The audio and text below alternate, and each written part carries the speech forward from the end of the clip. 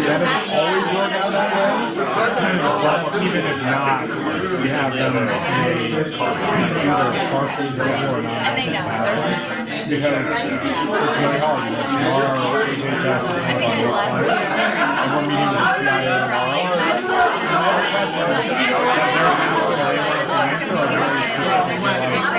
How do we have to change our perspective to allow all the things and a lot of the things that I've come from is like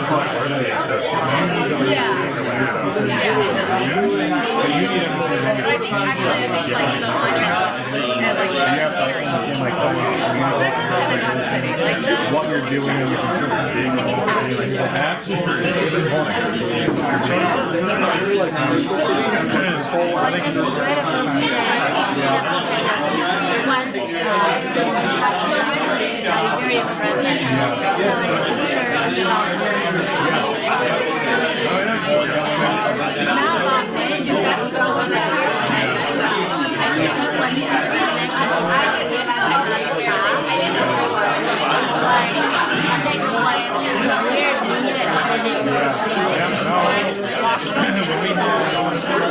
we have a meet up and get money together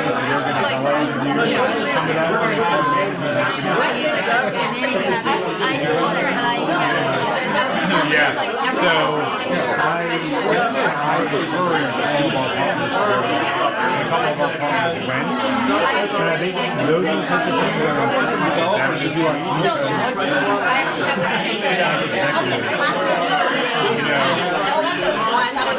they say this all the time. I don't know whether it's, I'm sure that's better, but they say people don't need companies or leaders, right? You don't have to be leaders or a good manager or supervisor. People can lead. So I thought it's important for them to hear those types of things and understand those deeply than just, oh yeah, we know that. We know that. How are you going to make things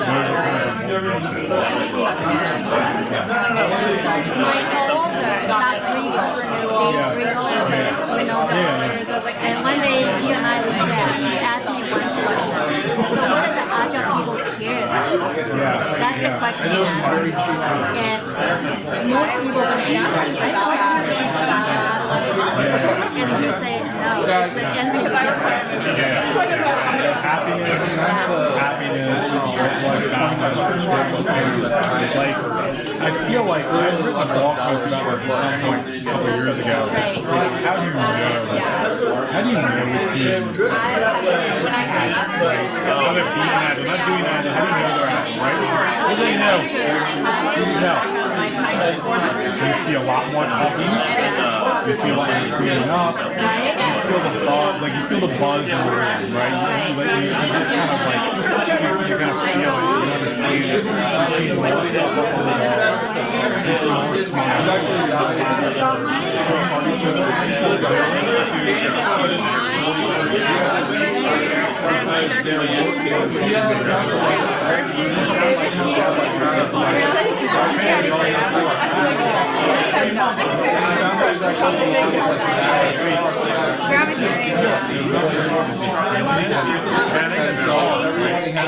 we talked a lot about like showing visuals of our strengths and showing videos or I think you just people sitting on the phone or on your work or whatever. So my agile teaching topic is how to keep better. But my topic did not get thoughts. They don't know where to go. And that's why.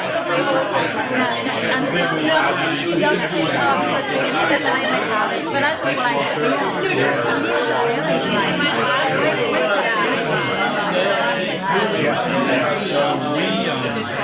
We're very lucky. We had 5 days. So I'm very happy with that. I mean, we have a lot of great coaches, a lot of great ideas. The way that some good I think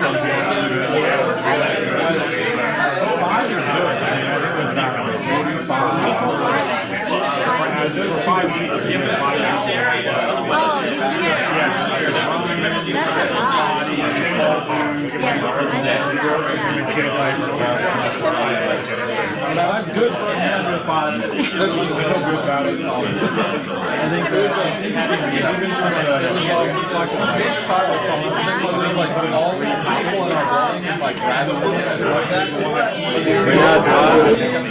I know that he's unhappy, but he's like, I don't know. You never know. My topic gets raised on Which one? my topic, I chose to be one thing. Oh, you did? Yeah. I literally freeze my colors. They come out like 10 minutes before I go to bed, so they help a little bit. People going to it. It is more beautiful. They're getting raw, you know.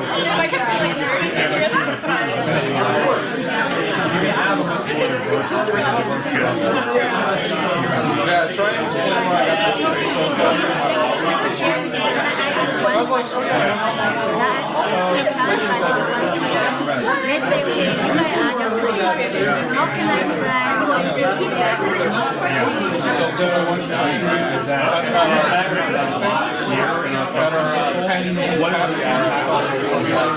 And they're like, oh, yeah, but only one. Like, our students, if they have one, it turns out Sarah has students at her house. 6 months. How?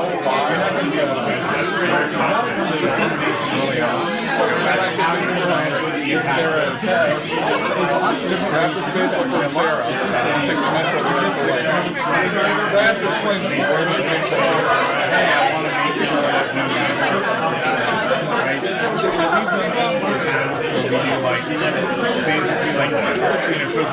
to make it a small little white lie like no, I didn't go up to the apartment with her. I made her go up, get it, and come back late.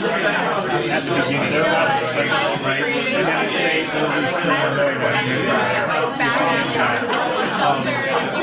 done a lot of things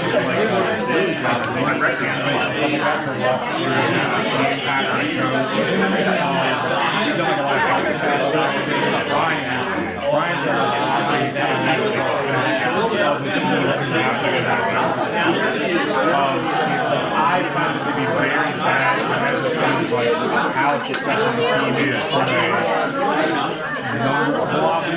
Just been here all day, zoning everything there's a lot of different things.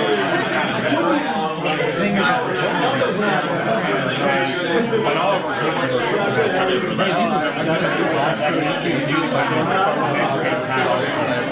let's talk about what makes them as you. You pick one, you got to make this is how it's going to be important. If you're already down the road, it's really hard. But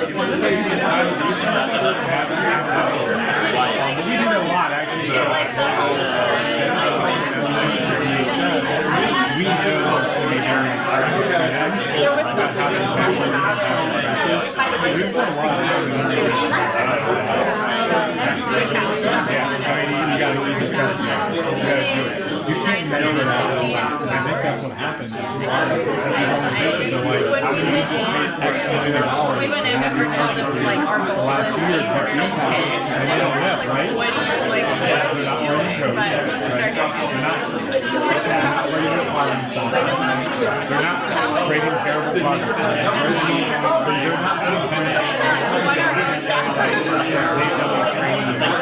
but I was not there to issue the challenge. Those are the best type of competition.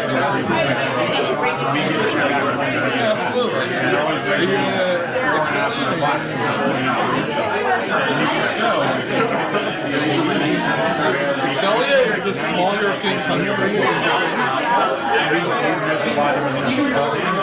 So, these are offices. We're a government mandate.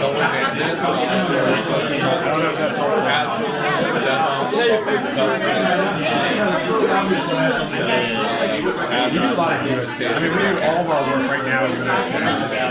That's all that. I know you guys do a lot of What do you do? I'm gonna grab some food. Thanks. Is everyone kind of trying to settle, grab a seat, make a new friend?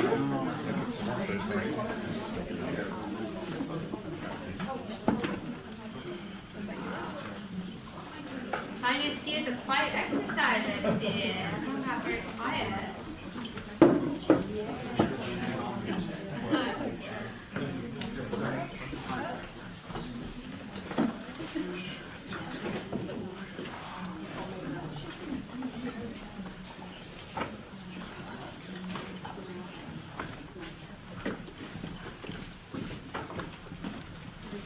Magic spot. Okay. That's just good. Give everyone last ditch effort to grab some food. Take your time, we'll give you an extra minute.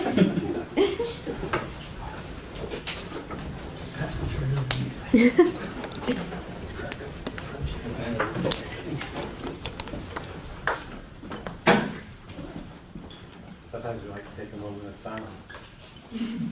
Enjoy a minute of meditation in your day, a little quiet reflection. I appreciate that. Come on, close your eyes. No, I'm just kidding. I will not steal your purses, I promise.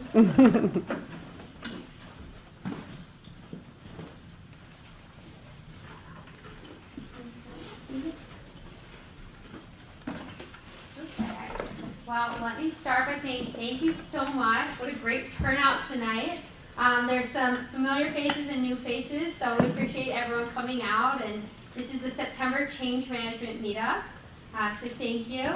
This evening we have a special presentation with Dr. Victoria Grady. Dr. Grady is the Director of MBA and MSM graduate programs and Assistant Professor of Management at George Mason University.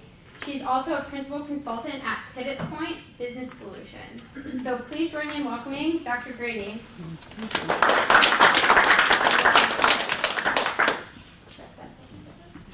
Perfect.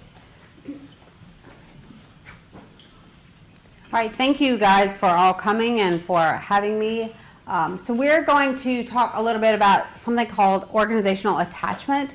The basis of it is attachment theory and how that relates to organizational change. So I have a list of questions from your last meetup that Sarah provided me, and so what my intention to do was to address some of those questions throughout the presentation, but also understanding that some of them were particularly unique and that I think it would be easier to just have a chat at the end. So my thought is that we'll talk for somewhere around 45 minutes or so. If I start to run much over that, feel free to say, okay, you're at 45 minutes and we're done. Because generally I find that, especially in the MBA program, after people have been at work all day, which you guys have all been at work all day, 45 minutes at one time is enough. All right, and then once you start asking questions, we can keep going, and I'm happy to stay. I'm recording the debate, so so I can stay as long as you want me to, because I am going to go over and over that debate to make sure that I catch every little bit of it. So just a little bit of information about me, my background. I am a graduate of George Washington University. My doctoral work was there. And it was a dual program between the School of Business and the Department of Engineering.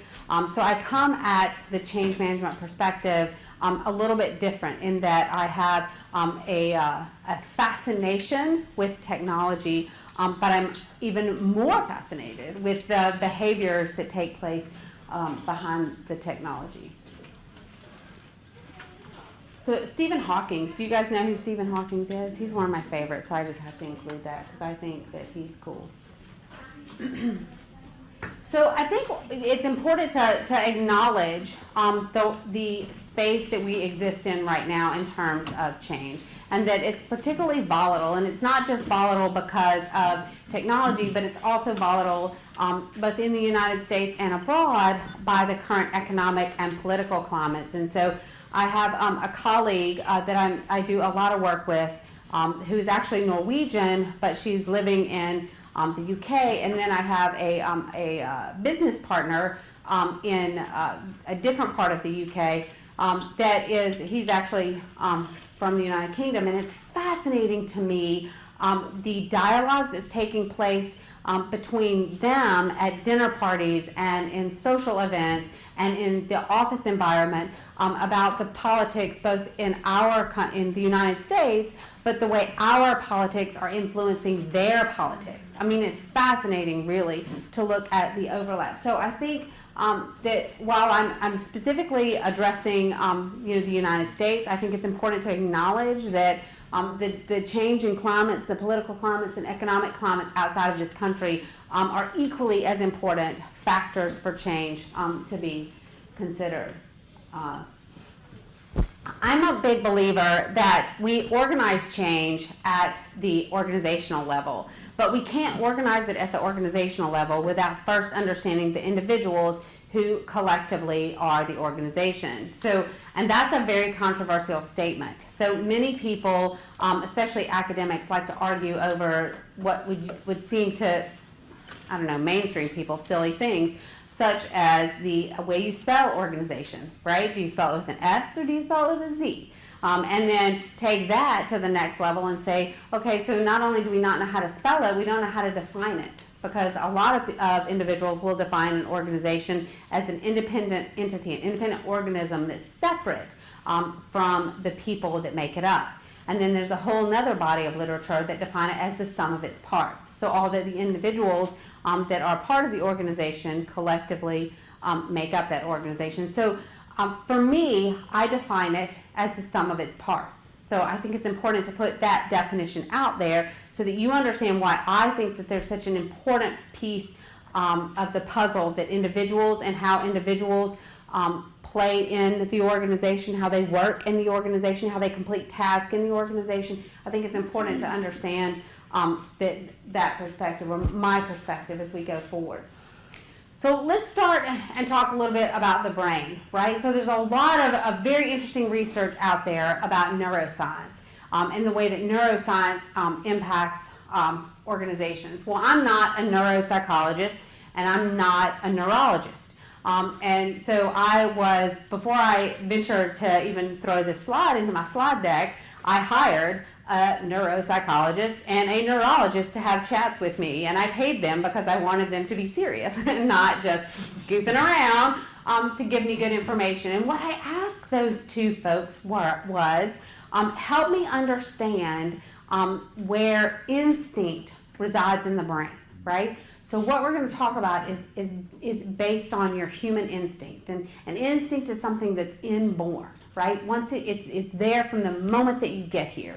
And so I wanted them to help me understand where in the brain. So what they could agree on was that the limbic system, something called the limbic system, is where it is governed in the brain. What they couldn't agree on is whether or not it was something called the hypothalamus or something called the amygdala that actually prompts us to that fight-flight response, that initial instinctual reaction when we are faced with something that is unfamiliar.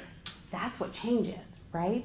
You're being faced with something that's unfamiliar. It can potentially cause instability. It's not comfortable. There are a lot of negative associations with how you might respond to change. And so I wanted to understand from the from the physiological perspective, from the neurons, right, your brain, how is it that we respond to this, and why is it that we respond so ferociously, and that it's very difficult to manage some of these pieces. And so that leads me into where my research stems from, and is something called attachment theory, right?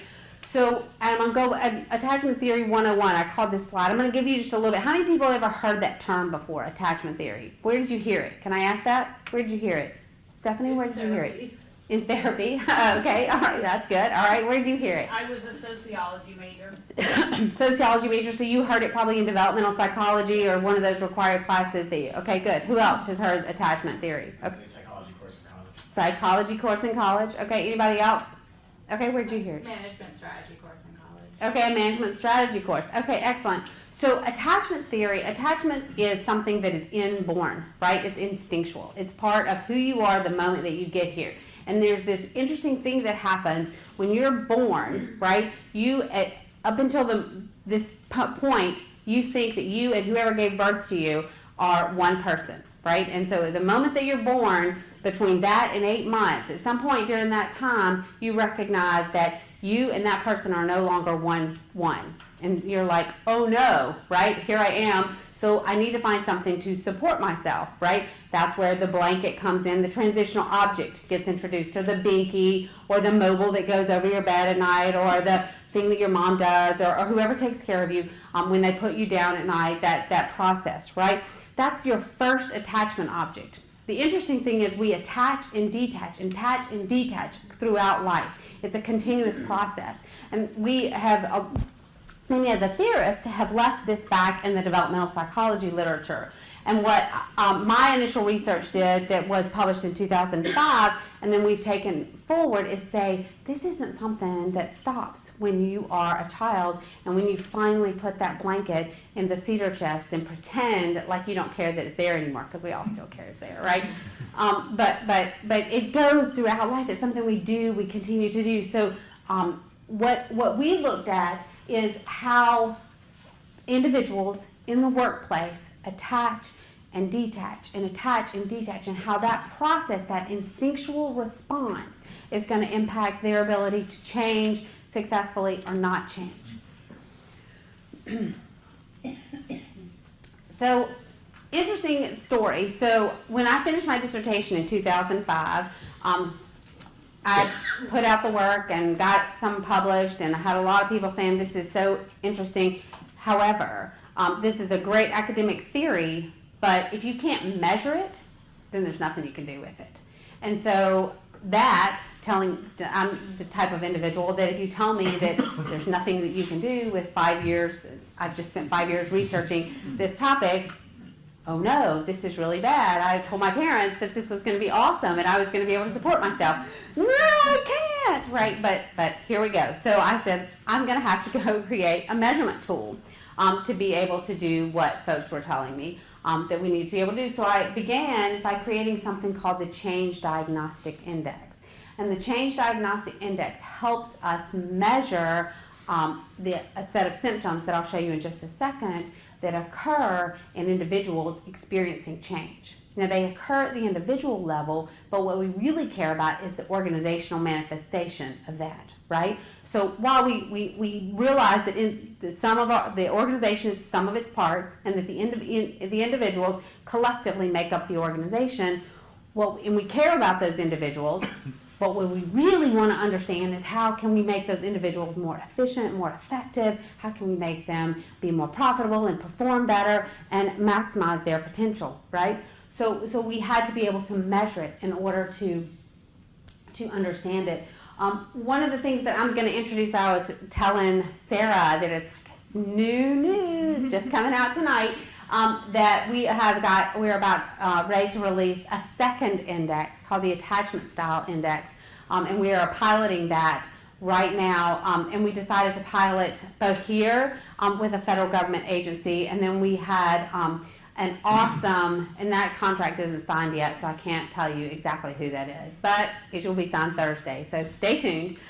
But in the UK, we are piloting it simultaneously, and we have been able to secure a test group with the National Healthcare System, so with NHS. And so we have a large federal agency over here that we're going to pilot this with, and then obviously the NHS in the UK is a large federal agency there. So fantastic news that's getting introduced right here is that we have a brand new index coming out, and we'll talk a little bit about the relevance of that and why you might care to stay in touch about how that's going to move forward. So, but let's talk about the Change Diagnostic first, okay? Because that was the first index that we had out there, and that is understanding at the organizational level. That's the picture. So how many of you guys have ever been through a change where you felt a loss of something? So who wants to say, okay, tell me about your change. Lost a job. Okay, good. You lost a job. That stinks, okay? I have another adjective, and since we're being recorded, I'm not going to use that adjective. because you never know if your mom's going to watch you on YouTube, right? And I don't want to listen to that. Get in trouble for not saying nice things. So losing a job, that's good. Okay, what's another thing that you've lost from an organization? How many people? Okay, good. I had a really wonderful manager leave. Awesome. A really wonderful manager leave. Yes, all the GW students in here can totally, right? There's several GW students in here who we had a really wonderful manager leave too, and it's heartbreaking, really. Yeah, exactly. Okay, who else has gone through? Okay. I went through a corporate downsizing. Like I survived, but 15% of my colleagues left. Oh, and that is so good because there's this really cool thing called survivor's guilt. Do you guys know about that? Right? I mean, it's rooted in back in the Holocaust. But fantastic, not fantastic, but fantastic that now we can understand why we feel the way that we do when we are part of the group that's left behind after a downsize, because you feel those exact same feelings, and that's important for how you move forward, right? Because then Chase is moving forward and he's seeing some of maybe his closest colleagues, really competent colleagues, well-educated colleagues get downsized. And it's always going to be sitting right here in Chase's mind that he could be downsized at some point. So what does that do to Chase's his performance and his productivity and his profitability? It's always there, right? Just another piece of the behavior component of understanding organizational change that's critical. So good. Who else has a change? Okay. So I was working in an organization, they use Agile, but then the senior thing that management changed, the VP left and the other VP come in, just changed the waterfall again. Okay, good. So software development processes, right, went from Agile back to waterfall, right, which is totally different. And so, yeah, and the way that the organization's functions around those two different processes is totally different. So good. And so maybe then, I don't know which one you liked better. I laughed. Oh, you loved? So okay, Agile, yeah, of course. But you said you left. I left. Oh, you left. Okay, good. That's one reaction, and that is predictable, right? Turnover. Okay, so that was really good. All right, who else has one? That's fantastic. How about some of these? A transportation or a commute? We're dealing with that right now. So I'm getting to work with the NSF as they make the move from Boston. They're moving from Arlington, Boston, to Alexandria. And many of those employees, ouch, right? Because they're going to be further from the metro. And so many of these employees, maybe they live in Maryland, maybe they live way down in southern Maryland, or maybe they live in a different part of Virginia, and they've relied on their commute, a set commute, or a transportation method based on that commute. Well, now that's changing for them. So while they may be fine, with their job and that they have, and that they're moving, it may be something like the commute that is causing them the stress that they may be experiencing. What about office space? Okay. So I haven't dealt with this specifically, but we see it at a lot of clients where they want to add team rooms, right? So not everybody has their own cube. There's an open space with whiteboards and TVs and stuff like that in team rooms, and there are definitely people that reject that. Yeah. And it's very hard to get them to participate as part of the team. They'll come to the team room when we have meetings, but they'll immediately go back to their desk. I've actually been in a place where people had cubes and they bought sliding glass doors to put on their cubes so people can come in and out of their cube, which I didn't know they existed until I walked into the There was a lot of them. So interestingly, I had an MBA student from GSA, and that gave me a really awesome opportunity to have insight into that organization and the decision that they have most recently made to revamp their entire office space, right? And it's interesting. I won't comment too much on that. What I'll comment on is it's interesting how the perception of how people will respond to a change is often very different from the reality around how people respond to change. And let me give you an example, okay? So a few years ago, I got to work with a small startup company that was located here in Roslyn. that small startup company had 30 people at that time. They were nimble, they were agile, they were very tightly held in terms of the budget restraints that they operated under. They had a one-room office space with an enormous table, and that's where, and all their computers, and that's where everybody worked. Then they were awarded a very large DoD contract, which is what they'd been hoping for. That was that's where they had been striving to hit that. So they were awarded this contract, and the owners said, hey, we've just gotten this new contract. We need to grow up. We need to be in a real office space. We need to be a real company, and so we're going to move. And so they picked up all their stuff. They leased this space down closer to the Boston Metro. They fixed it up. Everybody that was part of that original 30 was going to have their own office.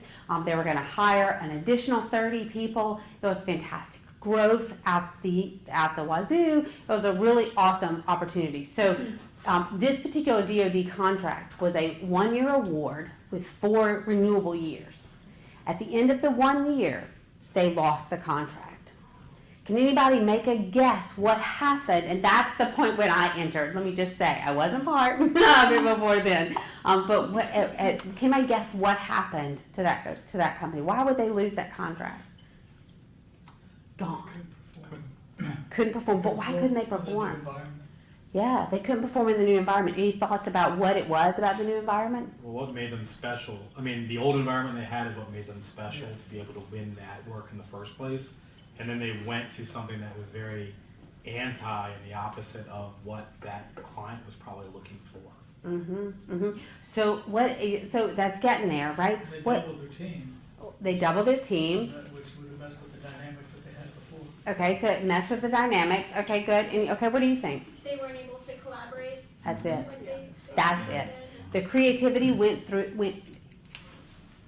terrible. I'll, again, monitor my words, right? But it just tanked, right? The creativity tanked because they were no longer sitting around this big table able to freely talk. Now they had these offices and they had doors on the offices, and they weren't sliders, right? They were close your door, and no one knew. I mean, how do you navigate that? What's the deal with? Can I knock? Can I just go in? Do I have to have permission to open the door? It totally changed the dynamic of how the people in the organization communicated. So what we did is remove the doors, right? They couldn't get out of the lease. It was a 10-year lease, and we're going to figure out how to make this come back. And they did, and we removed the doors, and we talked about the collaboration, and we, put a communication plan in place that encouraged them to return back to the way that they used to collaborate instead of trying to be something that they weren't. Right? I mean, it's just like or similar to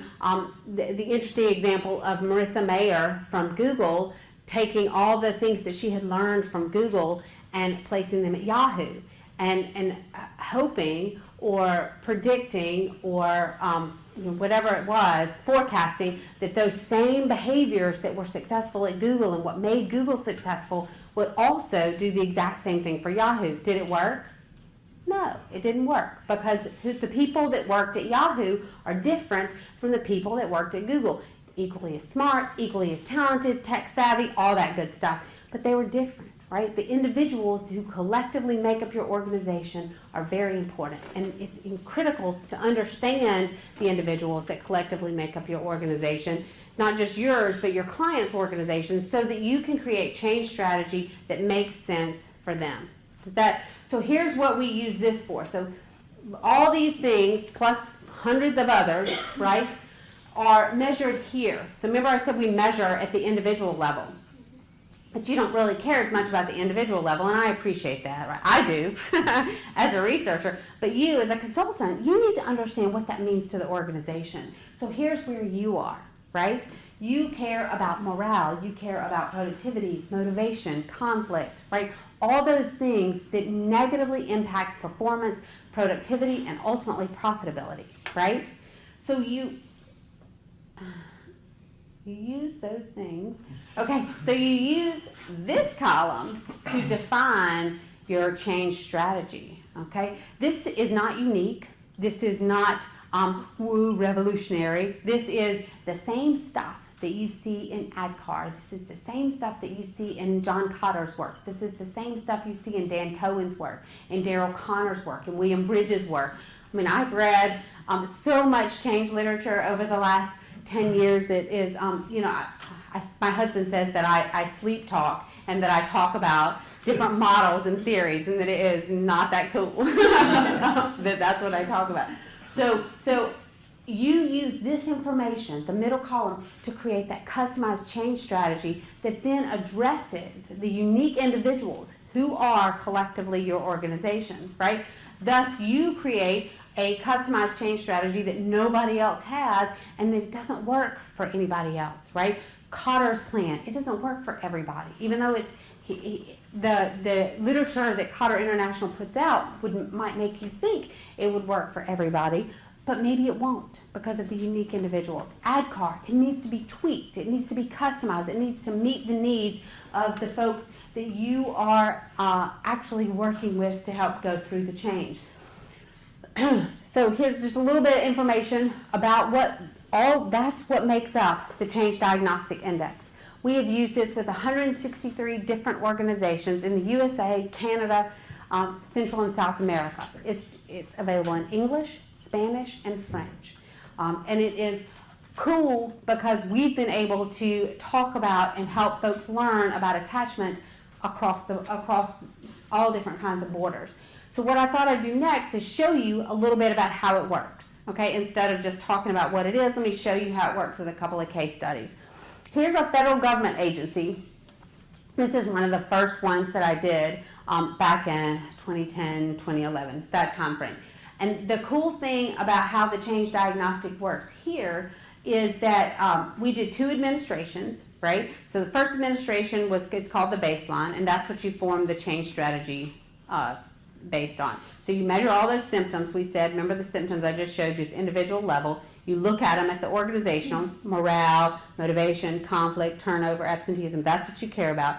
And then you create a change strategy that works for that organization. So we had 3 different groups impacted by this change: the actuarial staff, the audit staff, and the management staff. To me, there's 2 things that are significant about this. First of all, when you introduce a change, you're almost always going to have a pop-up. A pop-up, the higher the CDI score, the more dysfunctional the organization. So when it pops up, there's something going on, right? The symptoms are elevating. So this went down, and I was like, oh no, this is like one of our first clients, and this darn thing does not work. It does not work. So that's just great. I'm going to give them their money back, and I'm going to be like, it doesn't work, and we're going to go on along our way and find something else to do. I would go back and just teach and not worry about doing this consulting stuff. But before I pulled the plug and gave them the money back, I said, let me just ask some questions. Let me understand a little bit more about what happened. So what happened here between the first administration and the second administration of the actuarial staff is that there was actually a reversal in a technology implementation that had been put in place before I came on. And so I was evaluating a business process change. Okay, so we were working across the board with business process. There was a technology implementation that had taken place 6 months before the business process change. That technology implementation, I was not a part of that. I wasn't told about that. But this is a perfect example of multiple changes happening at the same time and how you have to be aware of all the different pieces and parts and what they're doing. So the time of the second administration, that software that didn't work, it was inefficient, and it doubled the time for report creation for the employees had been reversed. And what they decided to do is remove that software, send it back to software development until they could get it right, until the software, and so let them go back to their old system of generating reports. And the employees were so happy that they were listened to, that their scores weren't in response to the business process change. They were in response to that technology change, right? And so they went down. So actually it did work. Here's what would be a normal, what you would expect to see. Here's the first administration. This is your baseline. And then even though you've got a nice change strategy, there's still going to be a slight pop-up. And then I'll show you one in a minute where it comes back down. And that's what you want to see. You want to see your baseline, the slight pop up, minimize it as much as possible, and then it's going to come back down, right? And that's what we see here. Here, that's pretty high. What happened with the management staff, and this is classic management behavior, right? Which reiterates the need to really make sure that leadership sponsorship piece is on board. We got to walk the walk as much as we're talking the talk. And that happens all the time in change initiatives, that leaders are like, here it comes, and this is so important, and this is great for the organization, but it's not impacting them, right? Or they're not going to let it impact them. And so that's what happened here. They didn't recognize, this is so great, this is the best business process, it's going to increase performance, and it's going to increase productivity. It didn't impact, they didn't think it was going to impact them. As it turned out, it did. So when the second administration happened, they were all freaking out. All the leadership were totally freaking out because it had turned their lives upside down as well. And so it was actually, so as it turned out, this administration did work because we identified a challenge going on here, but that was a positive, right? And that was a positive response. And so we took resources that were here and we reallocated them midstream to these people and these people, right? So that by the time we got to the third administration, it had come down significantly. So, and that is not shown here, but let me show you one where you can see that. Here's one of my favorites. So this is a pediatric medical clinic. This pediatric medical clinic spanned 3 states, so it was a very large clinic. Here's what you want your, and it used to be called LOE, but that is level of effort in the federal government. So as soon as I got my first federal government client, and they were like, level of effort, what are you talking about?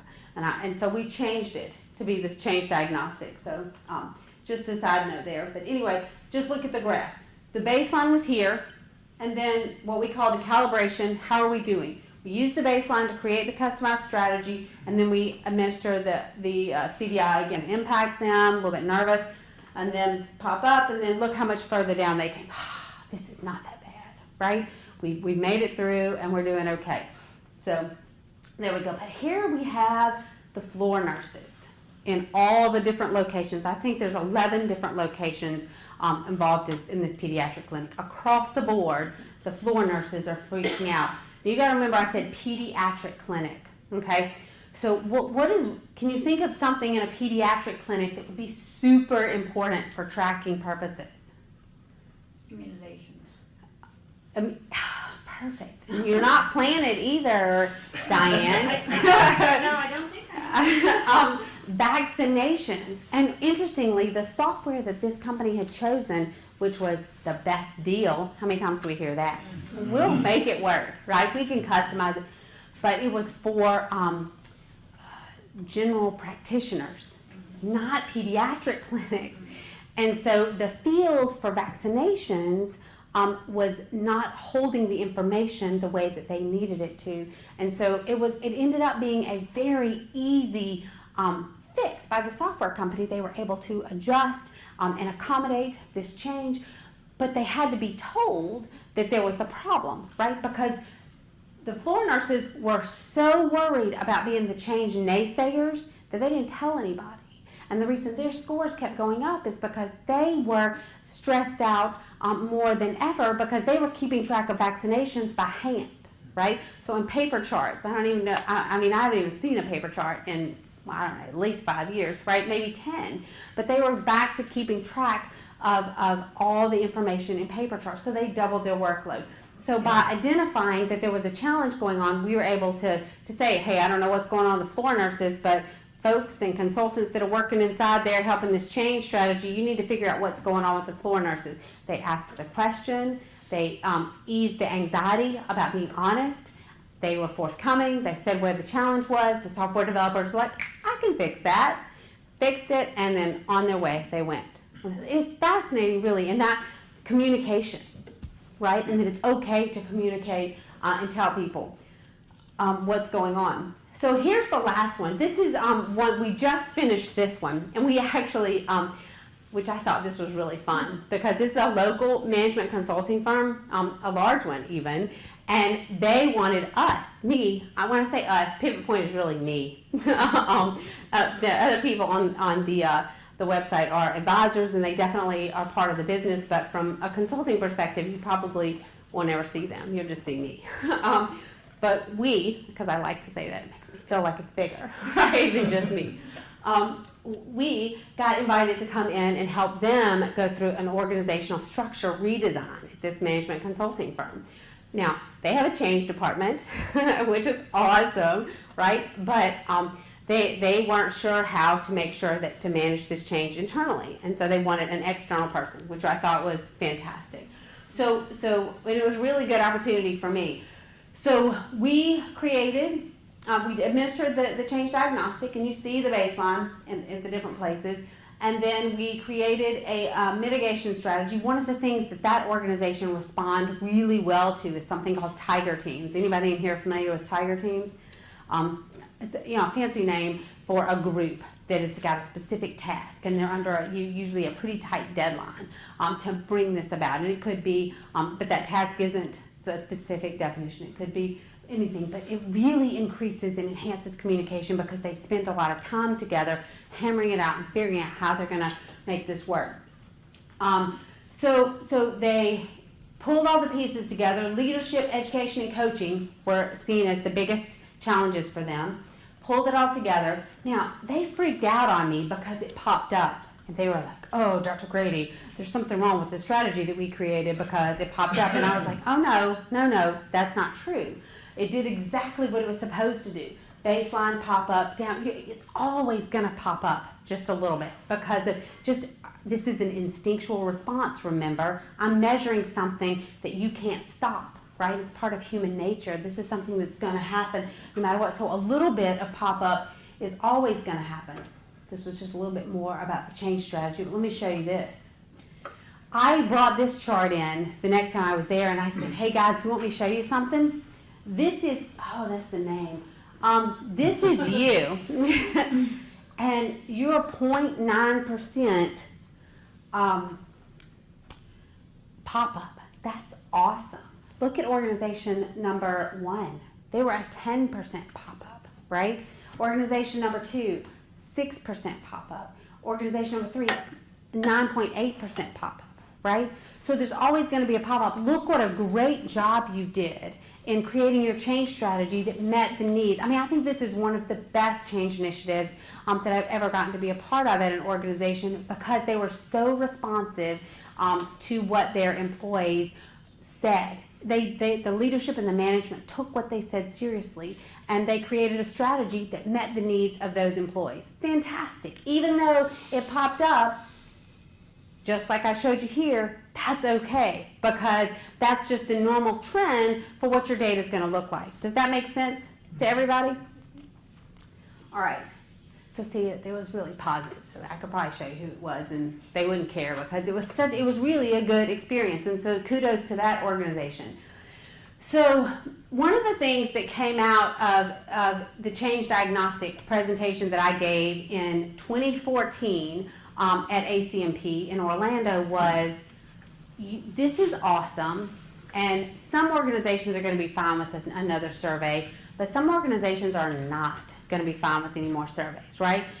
They're done with surveys. They've been surveyed to death, and they don't even take them seriously anymore. So how can you take 15 years plus of data and do the exact same thing for federal government clients and not ask them to have to take another survey? And I said, oh, can't be done, right? There's nothing you can do. There's no way that can happen. And this was in 2014. And they said, well, we want you to try. And I was like, okay. So give me the data, right? And give me all the FEVS data.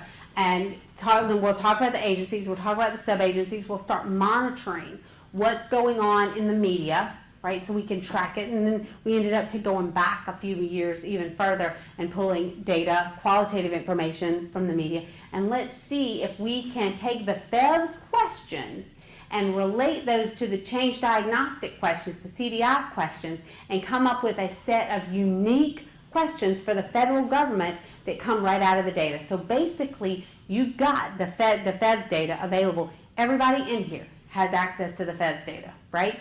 And what we did is we identified the 13 questions inside the FES data that give you the same information about the symptoms that the Change Diagnostic will. So you don't have to resurvey people, right?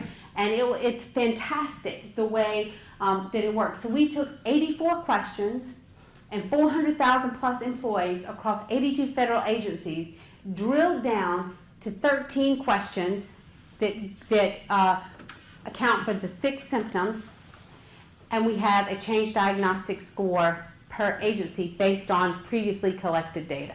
Now, I'm sure you've got clients, and they don't have to be federal clients, right? You have clients who have engagement surveys, job satisfaction surveys, all kinds of different surveys that what I'm telling you now is you've got a theory, and that theory is so malleable that you can take it and apply it to other data that's previously collected, thereby not causing you to have to go to an organization and administer another survey. It's pretty amazing what we found, and here I'll show you a little bit about what we saw. And here are the organizations ranked in terms of their scoring. NASA, and I'll show you this in a little bit, NASA's so unique. Can anybody think of why NASA would be ranked so high consistently, right? So one of the things that we did is we used the 2015 data, but because I'm a researcher and an analyst, I wanted to understand data over the course of time, right? And so we actually went back to the people who originally created the FEVS survey back in 1993, and it wasn't called the FEVS survey, and talked to the people at OPM, who are still there, by the way, doing their job, and we talked to them about what they were trying to measure, what they were trying to understand back in 1993. The survey that is currently being administered was put forth in I think 2001. I don't think the questions have changed since 2001. The way they're grouped and the way it's administered has changed slightly, but for approximately 15 years we've been collecting data, so we can see incredible trends over time for these different agencies. One of the things for me that was super cool, so NASA is cool, and again, I'll talk to you about why NASA stayed at the top during that time, but I was more interested in the ones that did this, right? And could we correlate what the Change Diagnostic was saying was going on with what was going on in the media during these ebbs and flows? That was something that I wanted to see. So in research, there's something called triangulation, and it means you've got a couple of different data points. You've got qualitative data, the media, and quantitative data, the Change Diagnostic. And when they match up, that is awesome, right? And from a researcher, I just get chills when they match up like that. It's just very exciting to see them come. So a good example is Secret Service, right? And Secret Service back in the early 2000s, they are stable and they're going right on along, and then bam, they hit a wall. Like in 2008, 2009, not great. 2010, not great. 2011, and it starts on this downward spiral, right? And if you look back at the events that occurred over the course of those years, you can see events that totally correlate with the downward spiral of Secret Service. Interesting, right?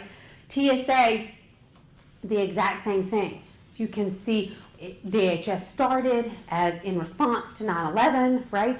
And saying TSA is part of DHS, and they had a little bit of a struggle at first, and then it seemed to be figuring it out what its mission was and how it was going to operate. And so it's going along, and then TSA, you can see it in the news, like 2010, 2011, they start testing TSA. They start testing it to see if the different protections were working at all the different airports around the country, and it's just slow ebb and flow. The Veterans Benefit Administration, interesting, the Benefit Administration, because its downturn correlates exactly with the I would say a year and a half of the invasion in Iraq. Really fascinating, right? Because, and start thinking about it, it was the numbers that were increasing in response to the invasion in Iraq, right? And then if you look at just the VA in general, exact same thing, right? And the VA Health Administration, you can see it started its downturn as it got overloaded with people, right? More people than it had anticipated being able to handle. The planning wasn't there to be able to handle the numbers of individuals who are now veterans. We didn't think about that 30 years ago when we planned what VA was going to look like, right? So fascinating stuff. So I'm showing you this. So I've shown you the Change Diagnostic, the symptoms, well, the symptoms first, and then how we use the Change Diagnostic to measure the symptoms. And then I showed you some case studies. And then I said, but you don't have to do another survey, right? You may already have the data. Your clients may already have the data there. And here's how I know that, right? 2 years of research working with the FEVS data and 80, how many did I say? 82 different federal agencies, and we were able to create scores. We actually created scores for the agencies and the sub-agencies, and that's going to be released in later in October. So I'm going to brace myself. I might even leave town so that I don't get phone calls or emails from people in different federal agencies, those that are happy, and then those who are like, what do you think you're saying? I don't know. Talk to the data. So one of the things that the data has told us, both from the Change Diagnostic and from the FEVS data, is that there are, if you can identify the right strategy for your clients, one of the pieces that will come out of that is a transitional object. Transitional objects aren't always a blanket or a teddy bear or a mobile that hangs over your bed, right? Transitional objects can be things like innovation. They can be things like communication in the form of a town hall meeting. This is one of my favorites, and that's a Picasso painting. For those of you who aren't familiar with that art, you might think that it's like, I don't know, my 7-year-old drew that, but no, it's Picasso. Interestingly, this was part of a collection of a publisher in the UK. So there was this relatively small publishing house. And in this publishing house, the owner, it was a family-owned business for 60 years.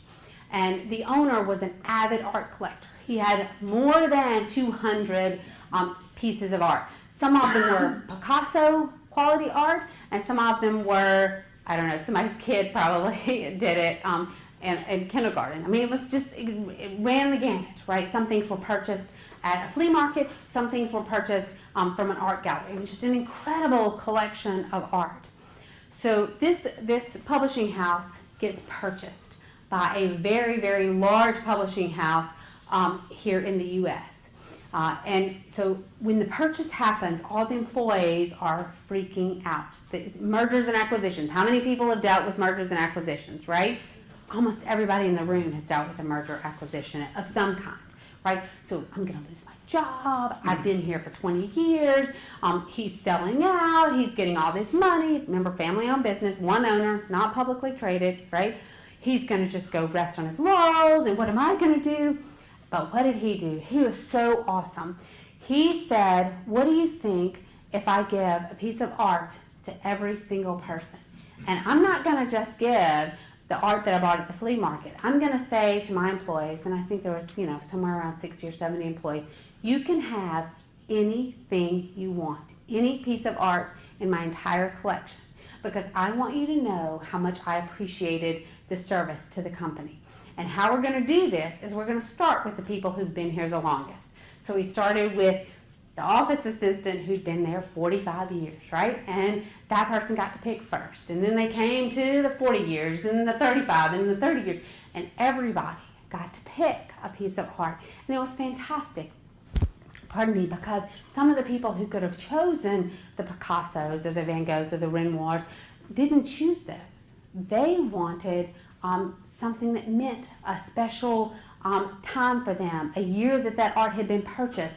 That was an anniversary year for them, or they had edited a fantastic book that was one that got on the New York Times bestseller list, and it was a really big accomplishment for them. I mean, it's fascinating. So, and what the result was an incredibly productive organization.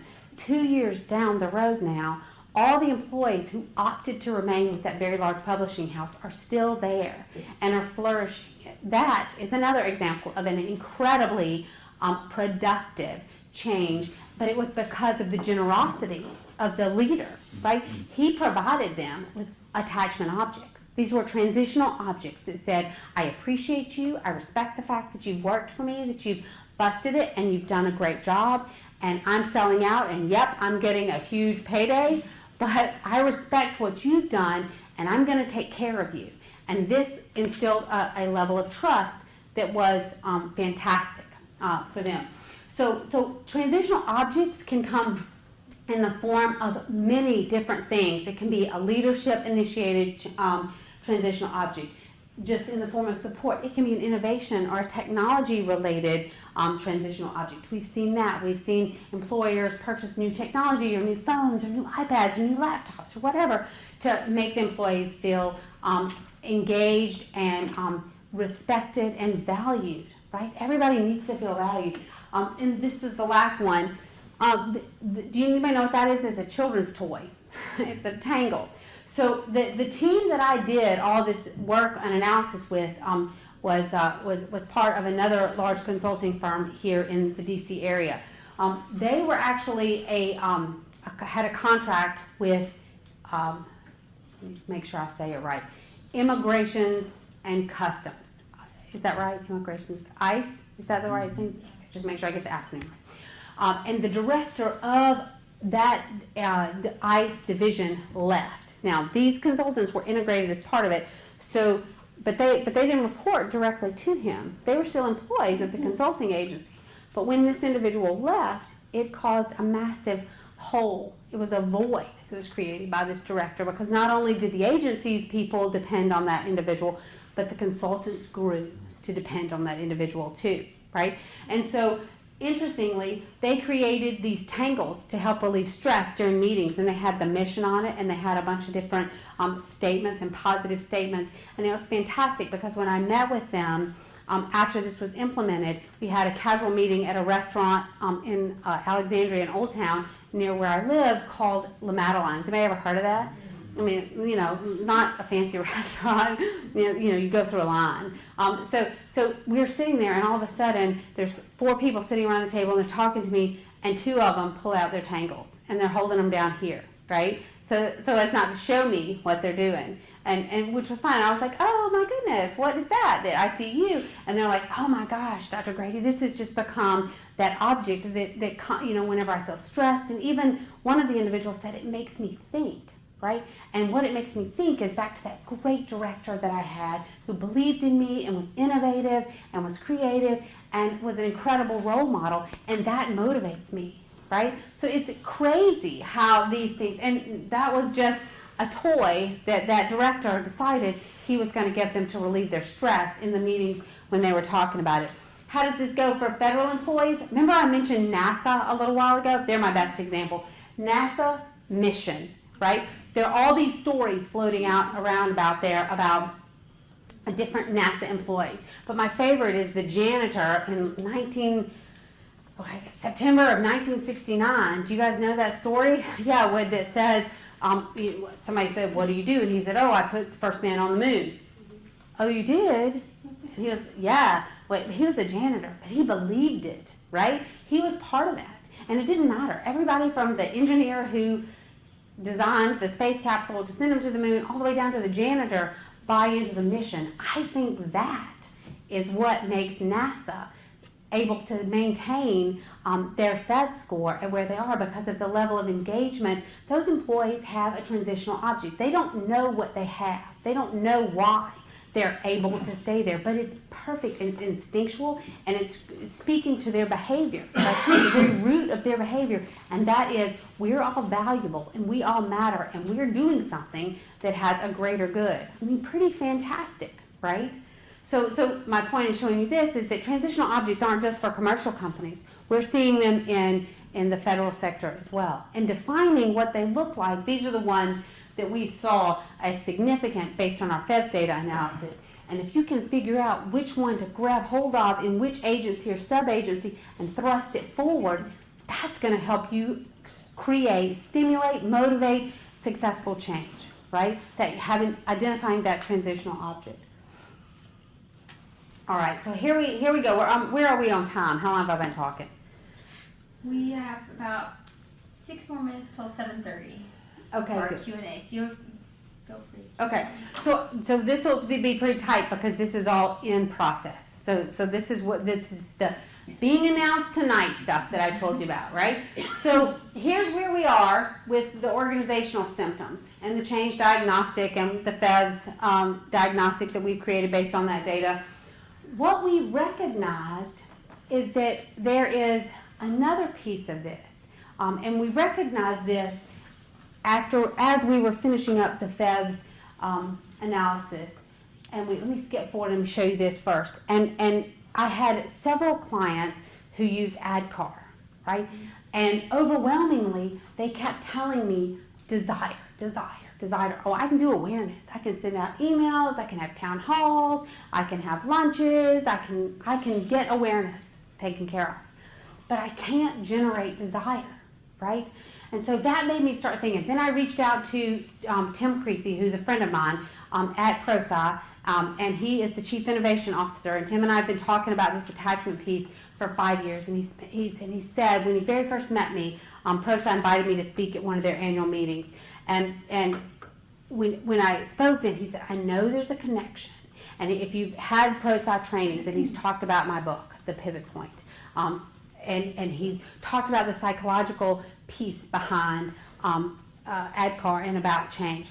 But he hasn't ever been able to define where the actual intersection was. And it just was one of those things, I don't know if you guys have ever had this, where it slams you in the face and you're like an oh my goodness or oh my gosh moment, right? Or an aha moment or whatever you want to call it.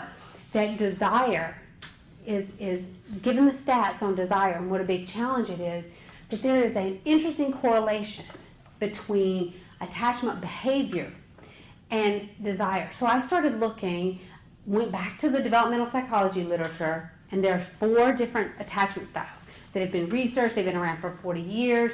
They relate to children, they relate to adolescents, they relate to adults and relationships, but they hadn't been applied to adult behavior in organizations, right? And so I started thinking, if I could create an attachment style index for adults in organizations that would help you understand how to achieve desire, that gives you another data point, another piece of information on how you can use a model like ADCAR, right? Or use a model like John Cotter's sense of urgency. Okay, whatever your model is, I can show you where this piece fits in there. This isn't unique. I just use ADCAR because I'm ADCAR certified, right? So that was the logical place for me to go, and Tim's my good friend, and he'll give me information, okay? But I could look at any other change model out there and tell you where this piece is. And he said, and he agreed with me, he said, yes, desire is consistently cited as the most significant anticipated organizational change challenge. How do we create desire? How do we get people on board? So let me go back.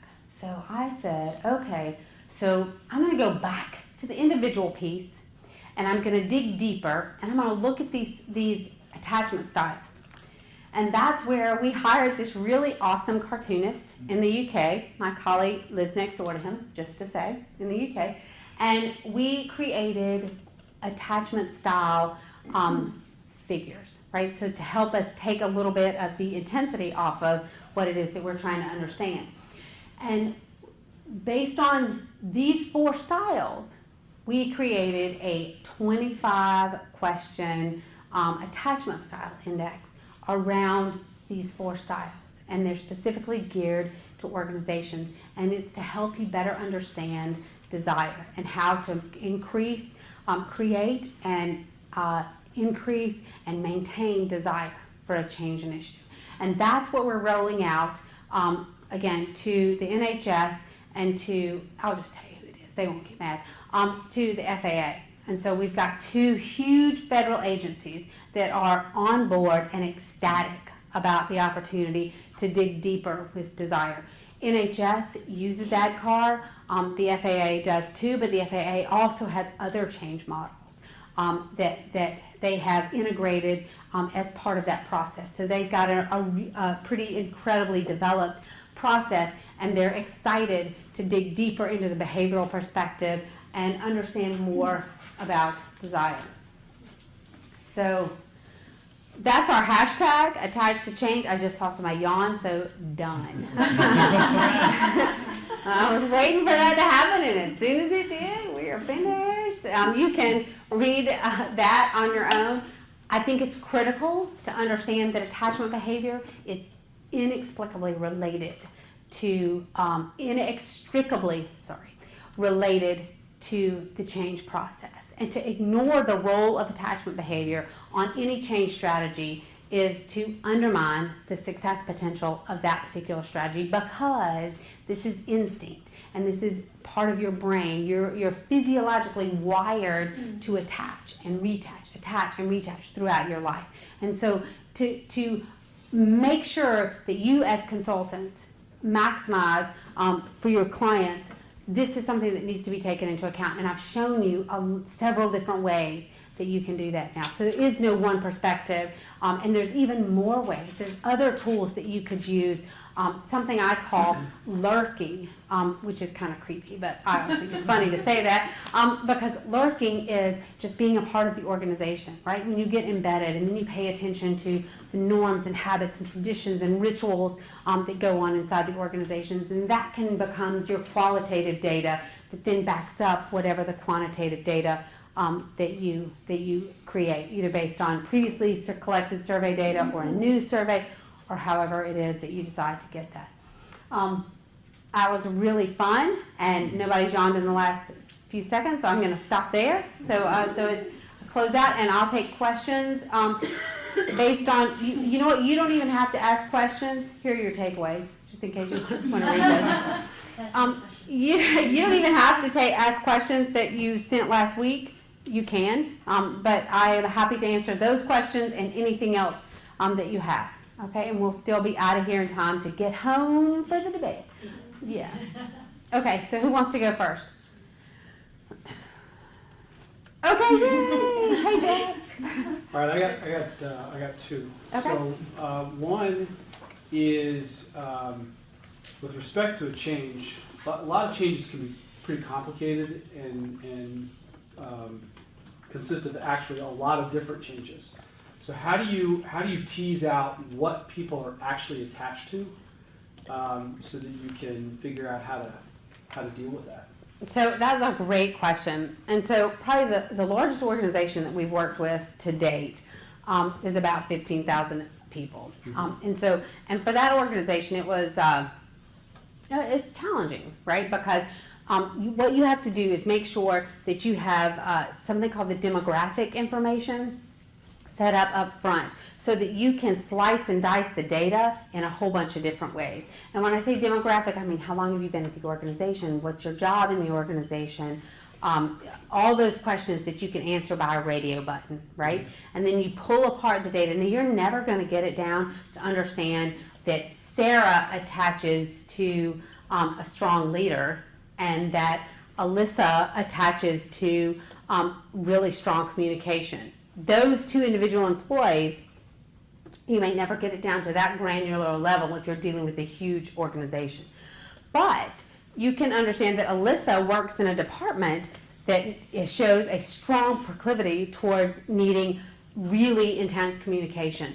Sarah works in a department that's going to need really strong leadership. So it needs to be somewhat customized. You can create a strategy for the overall organization, but that's where that leadership sponsorship piece comes in. And you as the consultant, right, have to help. That's where you have to start it, so that it's walk the walk and talk the talk from the very top all the way to the bottom. Does that answer your question? Mm-hmm. So it's complicated, but it's there. Yeah. And then the second question is, this is more of a, some organizations have a better organizational response to change. Is there a way to improve the organization's ability to respond to change over time? Can organizations get better at responding to change? Yes, absolutely, absolutely. And this organization, and when I hit 40, I'm just going to be honest, I'm over 40. In case you didn't know that, my brain started to do weird stuff. Anybody here over 40? Don't. At least somebody raise your hand if you're just 10 like you're over 40. And I can't remember things the same way that I used to. And this organization is the Medicare, Medicaid group, and I can't remember what the CMS stands for. That's why I'm pulling this up, because I know who they are. I just can't remember what it stands. I can find out, and I'll take. Centers for Medicare and Medicaid Services. Oh, good. Okay. Well, now I can't read either. So, so Centers for Medicaid, right here. This organization has improved significantly over time. I mean, it's and what is that attributed to? We believe it's several different things. First and foremost, being leadership, incredible leadership, who are really in tune to making that organization more successful. So I think the answer to your question is yes, you can. But I think it takes commitment up and down. And I cannot tell you, so there's this technology conference that I have gotten invited to speak at called Pink Elephant in Las Vegas a couple of times. And there's usually 3,000 to 4,000 people there, and they're all IT professionals. And they only want to talk to me about how they can't afford to do change management. And my response to them every single year, every single time that I've spoken at that conference is, you can't afford not to do change management. Because if you look at the cost to not manage this process all the way through, it's huge, right? And if you look at the cost to manage this process and do it well and create a successful environment and potentially even change culture, right, through this process, then that's not very expensive, no matter what it costs. But if the organization is being more profitable, performing at a higher level, and being more productive, you can't argue that that wasn't money well spent. So I think that those are two very good questions from you, Jeff. Okay, who else? And you can ask more. You're not limited to two. Okay? So follow up to Jeff's, as far as how an organization gets better, would it be like through a desensitization to change process? And then my question for that is if it is a desensitization to change process, is there a need for attachment to a certain level? Like, if you can you desensitize your organization to a point where you're actually taking away too much attachment from employees that they need a certain level of? Yeah, for sure. Remember, you can't get rid of attachment. It's instinctual. You're born with it, and it's never going away. From the day that you get here until the day that you die, you're going to attach and reattach, attach and reattach. You may not attach and reattach to the same stuff throughout your life, but you do that continuously. So I definitely think that you can push change too fast, or you can change too much, or you can it has to be at the pace that meets the external environmental, political, socioeconomic. It has to meet all those factors, but it also has to take into account the individuals who are, again, collectively the organization. So I think that the answer to your question is complicated by the fact that we have to keep up with change, or we're going to get left behind, and that's going to decrease performance, or decrease productivity, or decrease profitability, whatever it is that your measure is. But I also think that you have to take into account the pace at which people can adapt and handle. I think that it is possible that you can get more adaptable over time. So I think once you have a couple of successful change initiatives and you get that trust factor built in there, and that trust factor starts to resonate as part of the culture, then I think you can definitely speed up the pace of change. Does that answer your question? Sort of. It's tough, right? I mean, I think that's definitely a challenge. But I think it's a great question. Yeah. I have a question. Like, you have TSA, you have ICE. They are all Homeland Security. So what happens if TSA, they actually move on faster, and ICE is slower, but they are in the same department? How are we going to deal with those things? Because they want to have a mission for the Homeland Security, but the one agency is slow, one agency is slow. Well, what I would hope, and that's just like at FAA, they have different directors, right? And they have some directors that embrace change at a much faster pace. Well, the goal is to help the whole agency improve the change, right? And so that's what their goal is, and that's that big picture goal. It may take one directorate or one agency or sub-agency at a time, but the goal is to bring the whole agency along with that. So I mean, it's not today. It's not tomorrow, and it's not next year, and it's not even probably 2 years down the road. We're talking about a perspective that probably looks at a 10-year plan, right, or a 5-year plan to bring the entire agency. I would say at a minimum a 5-year plan, but potentially even longer than that. That may be pretty aggressive for some folks. So in an agency like that, where they have a new secretary, director, or some SES, or I mean, those people cycle through like usually every year, every 18 months. How can you have a real long-term change plan over like the course of 5 years? Yeah, but how has NASA done that? You have to have something. You have to have that transitional object that becomes consistent. So even though you're having changing leaders, even though you're having changing leaders, something's going to need to stay the same, right? Somewhere. Now, it could be that the individuals who are the civil servants, who aren't necessarily party to that, somehow become the transitional objects inside the organization, and then they're the ones who kind of are the buffer between the political appointees and the bureaucrats, right? Or maybe it's the mission, like it is for NASA, or maybe it's your direct supervisors, and again, it becomes a buffer that you rely on. Maybe it's information. You know, I think that as we exist in an environment where this is not going to change, the fact that we have constant turnover in political appointees, this isn't going away, right? This is where we are. This is Washington, D.C., and this is federal agencies, and that's the way it is. But I think that there are ways to secure, as part of their culture, transitional objects that allow them to maintain a level of trust and security that won't be underwritten through new leadership. Now, that's not to say that if you have a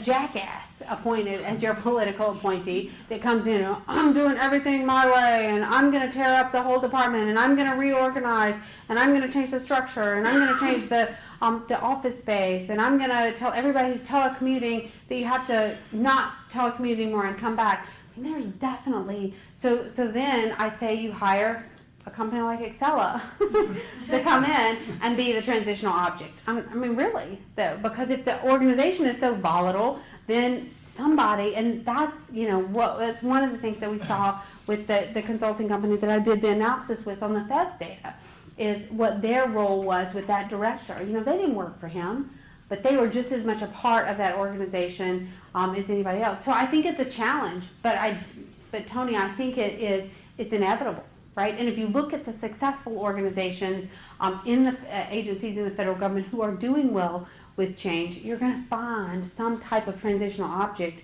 buried beneath there that is acting as their support mechanism as they transition through the change. Okay? So this says transitional objects for federal employees, but it seems to me it applies to any organization. True? Mm-hmm. It could. These were all, and I just differentiated it because these were all publicly held commercial companies. None of these really were, well, I guess this one, the Tangle was because it was dealing with ICE. But they were consulting employees, not actual ICE employees. So. But these are all different examples of transitional objects. And we wanted to define, based on the FEVS data and how the FEVS data measures potential transitional objects, where we could identify. And we also wanted to understand, based on our communications and discussions with both the top performing consistently over time and the low performing consistently over time, what they were missing. And so that's where that intersection is. But you're right, Burton, it could be that this is the case for an organization like Google or Yahoo or Coca-Cola or Delta or whomever, right? But good. Yeah. Other questions? Okay. Thinking of the Change Diagnostic model that you've used across so many organizations, just on like a very high level, what do you see as far as tools or metrics that were most effective? In terms of what do you mean? Just making change be an easier thing for people to grasp, making people be basically like early adapters of change. So one of the things that I think that's a great, what's your name? Maria. Maria, I think that's a really good question, Maria. And one of the things that I think is interesting is social network analysis. And I've seen that, and that's another freebie, right? Because most organizations have a social network. They have communications going on within the organization. And a lot of times, like for example, we worked with an organization that used Yammer, right? Yeah. And they had all and so when I went in, the leadership said this person X, and I'm sorry I don't have that slide. It's a really good slide because it shows you that web. Person X is the change agent, person B is the change agent, person Y is the change agent, and do you see where I'm pointing? They're outside. Do you see they're all, and person A is the change agent. And they were wrong. They were dead wrong. Because when we did the change diagnostic, and then we compared that with social network analysis, they did not know who their change agents were. Their change agents were buried deep in the middle with tons of connections, and it was fascinating and so fun to me to be able to say, oh, look, this is the individual that we really need to tap into their network, because while they are only the mailroom clerk, they've got the ear of a lot of people, right? They've got the respect of a lot of people. So I think that one of to me, one of the I'm not going to say challenges, but things that I would encourage you to do is to look inside at data you've already got, right? And be able to pick apart the data that you've already got and understand how you can take into account the concept of attachment behaviors and transitional objects and support mechanisms from inside data. And that can at least supply either your qualitative or your quantitative, right? So you might be able to dig out both, but you may also want to get an alternate perspective from one of those two, just to make sure that you understand what you're looking at just in that situation. Those leaders were just sure they knew who the change agents in the organizations were in that organization, but they didn't. They had no idea who the change agents were. Those people were their good friends or their buddies or the folks that they hired. It wasn't the people that were actually the ones who had the ears of the most employees or then were really integrated in the network. Does that answer your question? Yeah.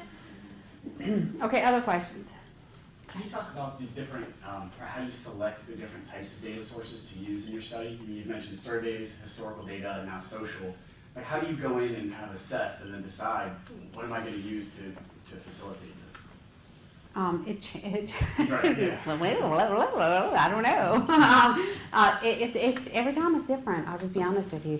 I go in and spend a little bit of time and understand kind of the culture. I mean, culture is so important. And I look at symbols, and I look at rituals, and I look at traditions, and I look at the way that the people in the organization communicate to each other. I look at the way the leaders interact with the organizations, and then I start pulling out pieces. And it's just like that lurking thing. I mean, once you start doing it, you'll see. I mean, it's obvious, right? Like I had a meeting at NSF back in December when we were just talking about this. It wasn't even at the RFP phase yet. It was just a conversation. And I mean, I could sit at that table and I was like, oh, I got it. I know where I need to be, because you start to feel it and you can see it when you switch your perspective from being strictly a process base, right, to understanding that this is about behavior change. This is about understanding the individuals who are collectively the organization. It changes the lens that you look through when you're doing a change initiative. Does that make sense? It does. Uh-huh. As a follow-up, how long would you say you have to be like embedded in this organization? Right. How long would you lurk for? You know? I don't know. I lurked at that one day and I was like, oh, we got it. So if they come back to me and they really do want to do this, I got it. And then then we were at the follow-on meeting and then the kickoff meeting, and it just reaffirmed. And have I said anything yet? I haven't said a word. And what I'll do then is I have all my notes and everything documented, right, from each of those. And then I'll take the change diagnostic data and I'll take the FEVS data and I'll put those three pieces together, and they're going to have an incredible change strategy based on data points that span across time. So does that make sense? Yeah. And it's not that hard. It just, you're now aware of it, right? That awareness piece, like, I'm not endorsing EdCar, I'm just saying the awareness piece is an important component. Like you got to be aware too, Chase, just like you want the folks inside the organization to be aware. So, but it's cool when you can start looking at them. There's this guy, his name is Ross Lazar, and I took this class with him in Austria that taught you, it's called, don't laugh, but it's called infant observation. Yep, I just said it, infant observation. And it's just this, it's a observation methodology that was created by this lady named Esther Bick for infants. But it is pretty crazy. And I took the class, and it totally changed the way that I observe everything, almost to the extent that it drives people around me crazy because I'm so acutely aware of my surroundings and what's going on around me.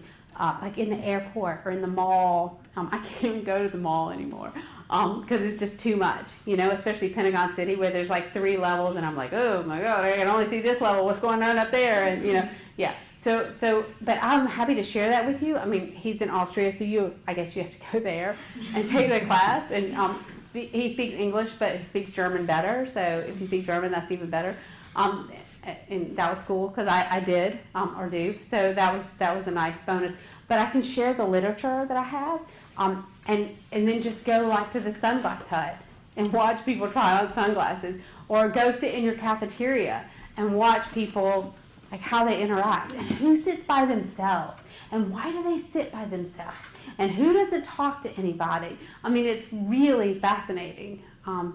So I'm happy to share. I have cards that I would prefer that you not Google me and try to do it via George Mason, because that just clogs up that inbox because I have so many students coming through that. I don't want to confuse you. I'd rather have you email me through my pivot point address, so I'll just put these. So, I mean, I'll share the knowledge with you because it's cool stuff, and it's going to totally change the way you look at the world. Okay, who else has a question? Okay. Just last question from me, but is there like an end game to the diagnostic? Like, is there a strategy to get to a 0 score? You look at like a NASA, like you were showing, and it's a 1. I wonder if it's the transitional object is at that point changed, like you're constantly at the cutting edge. Mm-hmm. And it is at NASA. I mean, that's a really awesome observation on your part because that is so it's a 1 to 5 scale for the Change Diagnostic. So perfect would be a 1, right? Mm-hmm. And that's just like totally secure. I don't know that would ever really happen, but that would be in a perfect world. So is there an end game? Yeah, I mean, I think the end game is you reach a state that you set a metric and you say, I want to perform at this level, or I want to I want the company to gross $40 million this year, whatever. You set your metric, and when you achieve that, then the challenge is sustaining it and how do you sustain it, and and I think that is that's part of the challenge. But staying on top of doing things like, the purpose behind the FEVS data survey is really admirable. I mean, it's an awesome idea in theory, right? To collect data like that and to keep trends over time, because theoretically that would allow you to do what you just said, to watch the ebb and flows. The problem is, what's your name, Zach? The problem is, Zach, nobody does anything with it, right? And there's the problem with surveys, is when you spend your 6 minutes or your 15 minutes, or in the case of the FEVS, I think it's like half hour that you give them, and then nobody does anything with it. Does anybody remember Hawthorne studies from school?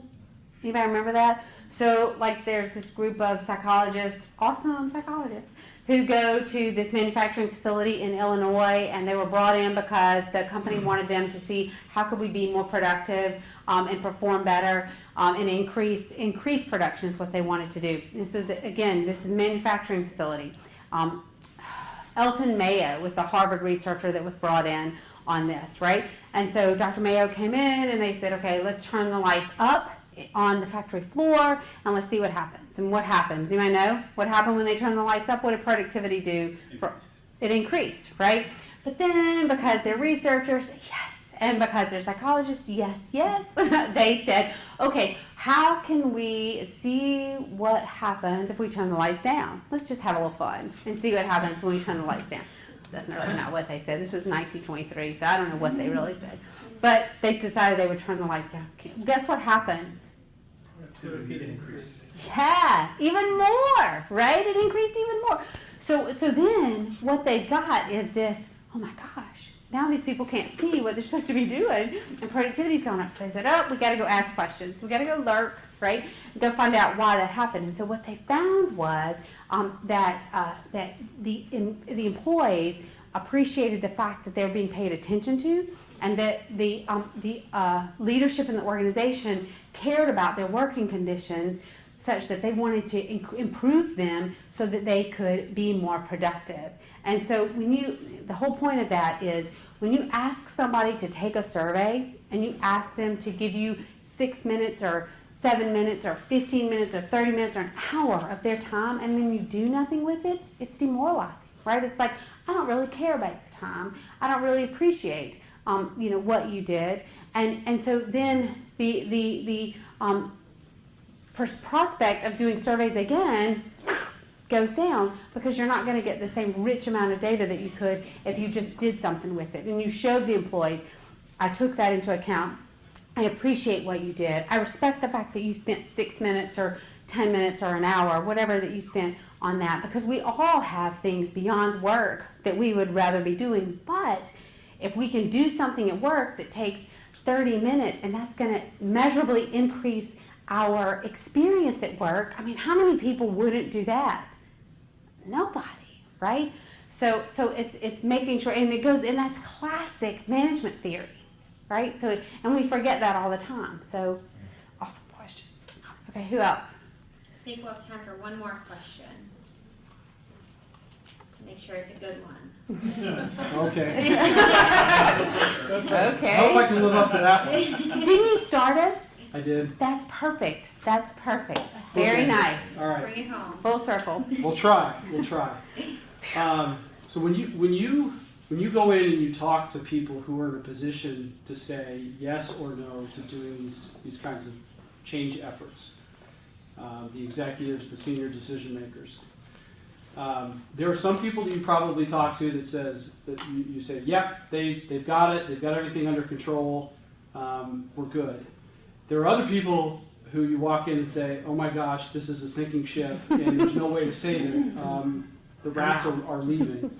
And then there are some people that you say, there's opportunity here, that they don't have it all figured out, but they're willing for you to speak into that and help them make some changes. What are the things that you're listening for or seeing in those different scenarios that are telling you one thing or the other? Mm-hmm. Who's who? Yeah, I mean, I think that's a great question, and I couldn't give you a profile. I could sit and talk with you, Jeff, and we could talk about different examples of people that fall in each slot.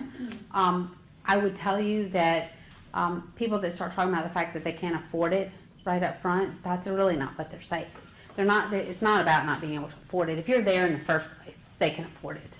They may not be able to afford it at the level that you want to do it at or whatever. I mean, there may be some constraints, but they don't want to do it, right? Somebody has probably pushed them into thinking that they need to do it. So if you're sitting in a meeting at someone's facility or at a location, and they start talking about not being able to afford it, there's another reason that it's not about affording it if you're already there. I think you just have to always look for the opportunity. One of the things that I try to do is never have, and this is kind of giving away a little secret, that I try not to ever have a meeting with one person. I try to always have meetings with a couple of different people in the organization because there's always the negative Nancy, and I don't want to talk to the negative Nancy. I mean, they're always in the room. You got to deal with them, but I want there to be other people that. And you can see, and sometimes the negative Nancy is so influential that you can tell they have control, and that it's not going anywhere. And it's not going anywhere. Bless you. And so you maybe step away from the conversation and then come back later. I mean, that's what happened with NSF. That's exactly what happened there. My initial entree was like, no, we are not. No, we don't need any help. We've got a whole OD department. We've got this. We've got But then then somebody heard me talk on a panel about this attachment stuff, and they were like, well, that's like academic theory written all over it. Yeah. And so then that wasn't as big a pushback as a change strategy. Right now, we're not talking about change strategy. We're not talking about management consulting. We're talking about attachment theory. That is real research. I mean, you just got to figure out how to talk to the folks. But sometimes you just have to walk away. I mean, I've walked away a lot because it's you can't beat a dead horse, you know. So Well, you're saying you just don't get anywhere. I don't know what the purpose. I don't have the energy. I have 2 little kids, right? I do not have time to deal. I beat my children. No, not really. That's not recorded. And that's the end of the live. Thank you so much for Just coming. kidding. Yeah, but I mean, you do. It's tough. That's a great question. And it goes back to what Chase said. When you're the observation stuff. I'm happy to share this. It really does change when you start looking, and you do have to practice. This isn't something you're just gonna pick up and be able to do, but you practice over time. It's pretty cool the way it changes the way that you see everything. Sometimes to a fault. Like I said, I can't go in Pentagon City anymore without thinking, I wonder what's going on up there. I wonder what's going on up there. So, all right. So I guess we're out of time. I'm gonna hang around for a few minutes for those of you who. I'm not going to say are uninterested in the debate, because I can't imagine that there's any American in the world. But we have a couple of folks who maybe are from different countries, and as I said, they're interested. Other countries are interested in our political environment too. But maybe if you put it on tape or record and you want to hang out and talk, I'm happy to stick around and do that with you. Thank you very much. It has been a pleasure to be here tonight.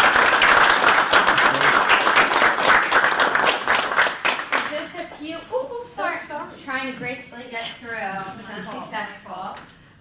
Thank you, Dr. Grady, again for this evening, and thank you everyone for attending. As many of you have seen, we have a change management page. If you're unfamiliar, please check it out. We do have kind of follow-ups and a platform for questions.